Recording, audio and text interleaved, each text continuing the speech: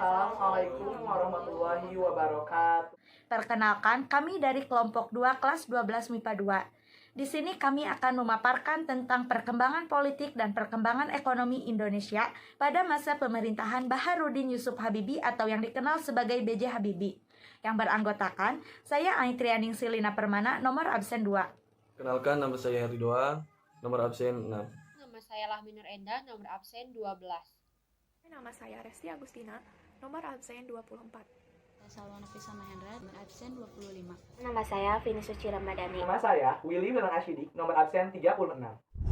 Profil Baharudin Yusuf Habibie.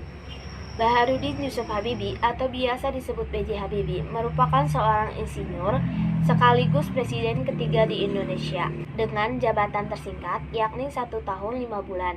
Tepatnya pada tanggal 21 Mei 1998 sampai 20 Oktober 1999. B.J. Habibie merupakan presiden Indonesia yang pandai dalam bidang teknik penerbangan.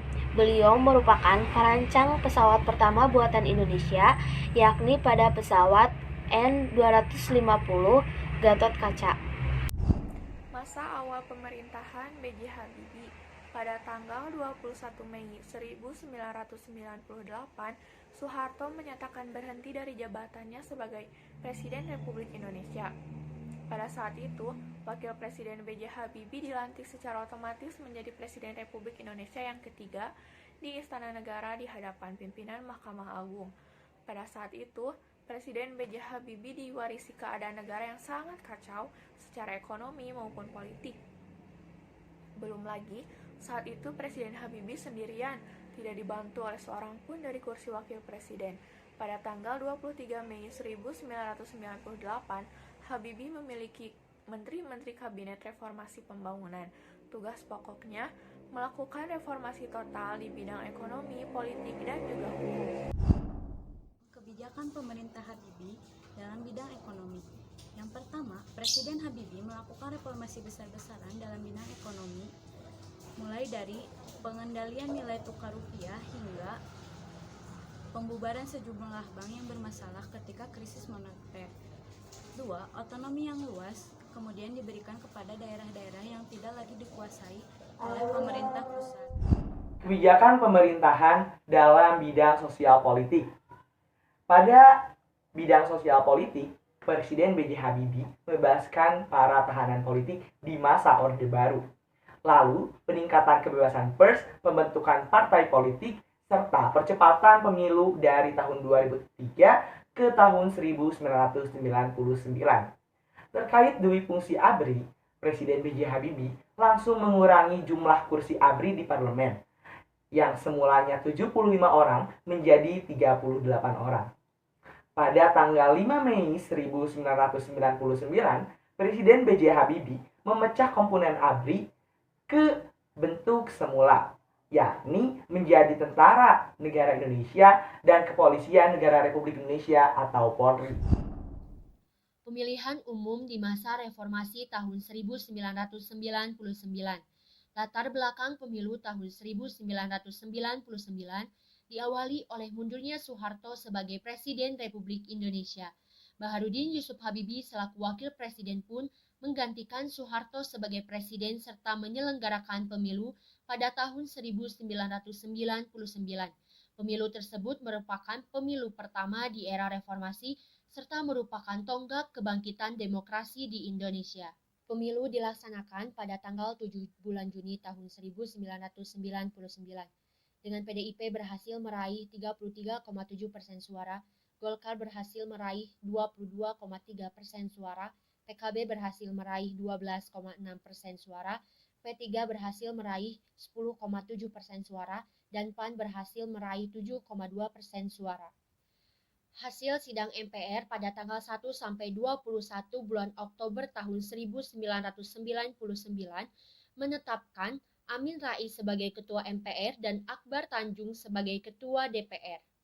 Melalui voting, MPR kemudian memutuskan untuk mengangkat Gus Dur sebagai Presiden bersama Megawati Soekarno Putri sebagai Wakil Presiden.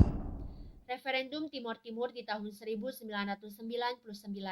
Pada tanggal 27 bulan Januari tahun 1999, Habibie meminta Sekjen PBB yaitu Kofi Annan untuk menjembatani perundingan antara Indonesia dengan Portugal mengenai Timor Timur. Pemerintah menawarkan dua opsi untuk penyelesaian masalah Timor Timur, yaitu menerima otonomi khusus untuk Timor Timur di dalam NKRI atau menolak otonomi khusus tersebut lalu memisahkan diri dari Indonesia.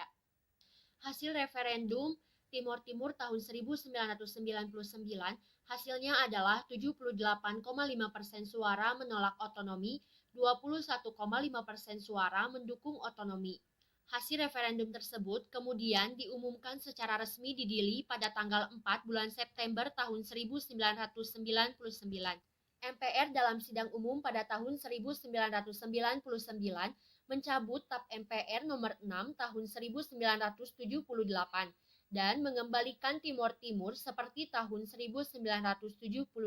Masalah dalam pemerintahan Baharudin Yusuf Habibie yaitu hal utama yang melemahkan legitimasi Habibie dalam memimpin pemerintahan ialah Habibie tidak dipilih secara luber dan jurdil sebagai presiden. Masalah-masalah lainnya yaitu 1. Lepasnya Timor Timur pada tahun 1999. 2. Korupsi, kolusi, dan nepotisme yang masih menjalar, termasuk mengenai pengusutan kekayaan milik Soeharto. 3. Masalah hak asasi manusia juga belum berkesudahan. Akhir pemerintahan dari Presiden Baharudin Yusuf Habibie. Yang pertama, pada tanggal 1 sampai 21 Oktober, Majelis Permusyawaratan Rakyat mengadakan sidang umum di bawah pimpinan Ketua MPR yaitu Amin Rais. Yang kedua, pada tanggal 14 Oktober 1999, Presiden Baharudin Yusuf Habibie menyampaikan pidato atas pertanggungjawabannya di depan pimpinan sidang. Dan yang terakhir, pada tanggal 20 Oktober 1999, Majelis Permusyawaratan Rakyat menutup sidang paripurna dan menyampaikan bahwa pertanggungjawaban atas Presiden Baharudin Yusuf Habibie ditolak. Dan pada hari yang sama, Presiden Baharudin Yusuf Habibie mengundurkan diri dan menolak pencalonan dirinya di pemilu 1999. Sekian yang dapat kami sampaikan. Wassalamualaikum warahmatullahi wabarakatuh.